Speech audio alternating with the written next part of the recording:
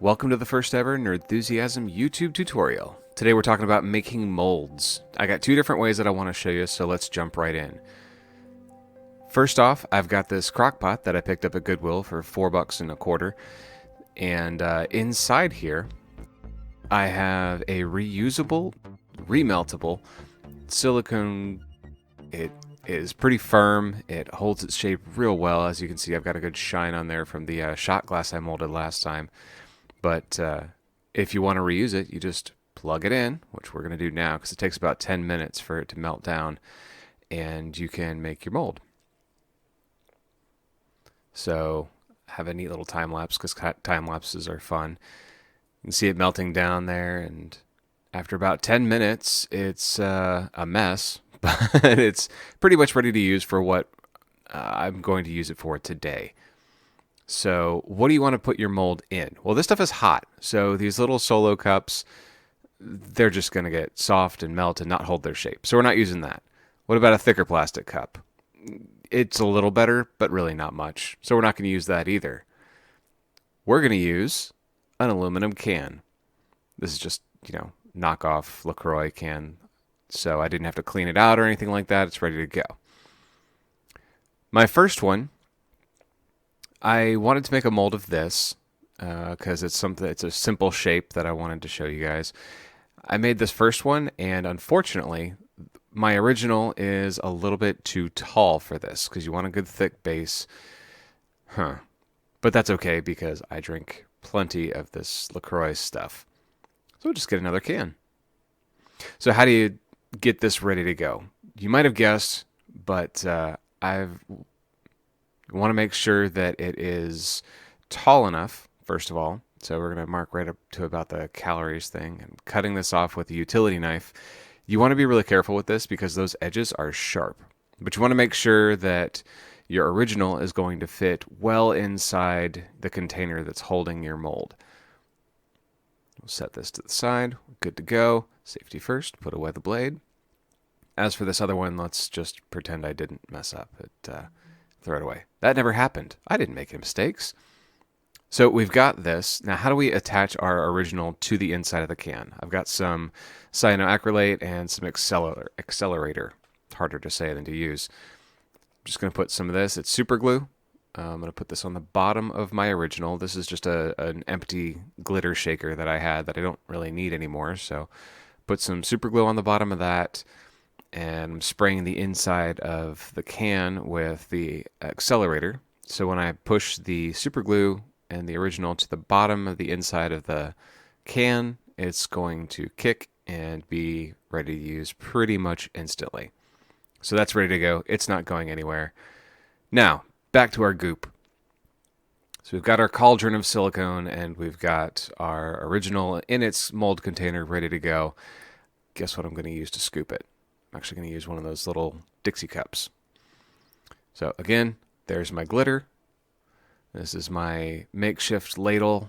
I used a ladle at one point that I got from the thrift store, but it coats it and it ruins it and it gets all funky and stuff. So pour very slowly. This is obviously a time lapse, but you want to pour slowly so that it gives the bubbles in there enough time to come to the surface and pop. I didn't really take my time with this because this is really just showing you how to use the reusable silicone. But there you go. Once it's in there and it's covered completely all the way up to the top, because what's the top right now is going to be the bottom of your finished mold. And careful, the outside of this can is hot, which is why we're using super glue and not hot glue. Wait for that to cool completely. This took about 10 hours, I think, is what I waited, and I just left that on my shelf. And it was a little hard to get the bottom off after I'd cut away the outside of the can, thus the additional time lapse. But eventually, a pair of pliers, I got that sucker off because that CA glue really held on pretty hard to the original. And then you're just demolding that original the way you would demold anything else if you're making like a resin casting. And that really doesn't matter to me. So that's the opening where you're going to be pouring the resin into your mold. You could cut down the side of this, but I really didn't want to. I don't personally like cutting down the sides of my molds because I don't like that seam on the finished product. So just very carefully so that you're not punching through the bottom of that thing. Then there you go. That's a finished mold. So that's about as simple as it gets. You could cut off the edge of this if you wanted to. I considered it here, and I even started cutting at it, but I'm not actually going to make a mold of this. This was just for demonstration purposes of how to make the mold. So we're going to call that done. That is one mold finished. Pretty quick. Simple, reusable. Honestly, right after this, I just toss this right back in the crock pot and let it sit for the next time I want to make a mold of something else. This is great for one-offs. But what about regular silicone, like the stuff you have to mix up? I use the Let's Resin silicone kit. I think it's great because you take part A and you take part B, and it's a 1-to-1 ratio by weight. It's non-toxic, no odor, bubble-free. It stays real thin.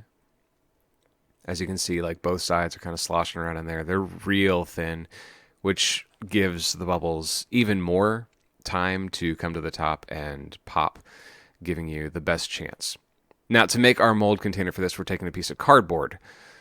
Okay, great. Cardboard, but cardboard's porous. Okay, well, we'll get there. First, we got to make a box of this cardboard. So, time lapse. Cut out the shape of your box, whatever size you need. You can do your measurements, you can make your cuts. And eventually, you're going to have a box that has 4 sides and a bottom. Like that. So I've got my nice little box. It doesn't have to be pretty because this is a one-time use disposable cardboard mold container. So toss away the rest. Then how do you make it to where the silicone won't soak into the cardboard? I use packing tape. Packing tape is wonderful stuff for lining a homemade mold box. Just tape up the inside of your flat open box. Make sure there's no gaps in there where the cardboard is still showing. And what you're left with is basically laminated, ready to assemble cardboard box. Fold up the sides, kind of fold the tape over, trim off any excess that's getting in your way. Again, this doesn't have to be pretty, which is good because this is not. And then one more strip of packing tape around the outside just to make sure that it holds its shape real well and there are no possible places where the silicone could leak out, because that's obviously going to mess up your mold. Now we're ready to go. So what should I mold? I've got a good box. It's a decent size. I have a D&D pin. I love Dungeons and Dragons. So I have this D&D pin, but it's already a made pin, so it's got the pin back on there. I'm going to poke it through the bottom of this cardboard box. But I thought you said make sure the silicone couldn't leak out. Well, that's true. We're gonna figure that out because right now we have a pin sticking through the bottom of our mold box, and it's going to leak all over my counter, and I don't want that. So, hot glue to the rescue. This is fine because this particular silicone mix it's not an exothermic curing process, so I can just hot glue my pin into the bottom of it right there. I'm going to put an extra little bead of hot glue around the bottom of the box to make sure that there's no vulnerabilities or openings in the bottom of this thing. But then I still have an uneven bottom, and that's going to make for an uneven mold.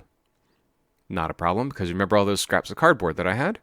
I'm going to use a couple of those. Going to hot glue those things to the bottom of the mold box to kind of build up the base so that it's compensating for the pin that's sticking out the bottom. One more on the outside of that just to make sure I have plenty of height. And we're ready to go. Ooh, okay. So now we got to mix up our silicone. We've got our mold box. We've got the original in there. It's ready to go. We'll set that to the side. Take a little sip of coffee from my Jean-Luc Picard facepalm mug. and we mix the silicone. Now remember, this is a 1-to-1 ratio by weight. I got it pretty darn close, 0.994 to 1. That's close enough. You want to stir the stuff slowly because even though it's really thin, you still don't want to like whip a bunch of air into it. So there's an image of how slowly I'm actually mixing this. If you really want to be particular about it, don't use a wooden stir stick because those things are porous and can actually introduce microbubbles, but I'm not overly concerned about that right now. I'm going to add a little bit of color to it. So I've got this really pretty crimson and Baja Blue from Pinata. These are alcohol inks, so they're not going to interfere with the curing of this silicone. You don't want to use any kind of watercolor or water-based tint to this because that's going to jack things up. You don't want to introduce any moisture or water to your silicone as it's curing because that's going to mess it up just like it would mess up your resin. Well, not quite the same way, but it's going to mess it up. So now we have this weird kind of grayish lavender. It's not exactly the color I was hoping for. I was hoping for a nice, purpley color, but it'll do. Again, pour slowly. This is going to be time-lapse because I poured this real slow. Pour from the sides to make sure that any crevices and stuff in your original get accounted for when you're pouring. And then tap it on your counter. This will make sure that the silicone is going everywhere that it can go. So give it a good few taps. That'll also bring any bubbles that were introduced in the pouring process up to the surface so they can pop and not be in your finished mold. We're going to set this to the side. Now, I saved my mixing cup for that silicone. Why did I do that? Well, it's kind of the mineshaft canary. We wait 8 hours, and now we're ready to check it. I don't like checking my mold by poking it because you can mess up your mold if it's not cured. Check your mixing cup. If the silicone that's left in your mixing cup is cured, like this one is, I've got this weird little disc of grayish purpley lavender rubber, which means this is also cured because it was the same batch. So I'm good to go. So we can toss our canary, not literally, be kind to birds, they're animals. And now we know that we can demold our mold. Or debox our mold? I don't know, whatever. Cut apart your cardboard box because this thing doesn't really matter and you can pop off your brand new mold. Just like that. Oh no, it's ruined. Silicone got underneath my original. It's not ruined. Don't worry about it. This happens. Don't use a big knife for this. For trimming your new mold, you really want something with a little bit more precision. I really like my X-Acto knife. Get a nice fresh blade and you can just very carefully trim off the excess. You want to be careful with this because you don't want to scratch the face of your mold. But what you're left with is a nice mold. Now this is a perfect reverse mold of the original. Now I've got all these things. That's going the lip where it had the mold kind of sank down on itself. It clung to the sides, surface tension, all that. Just trim that stuff off so that your mold lays flat on the surface when you're going to cast something. And there you go.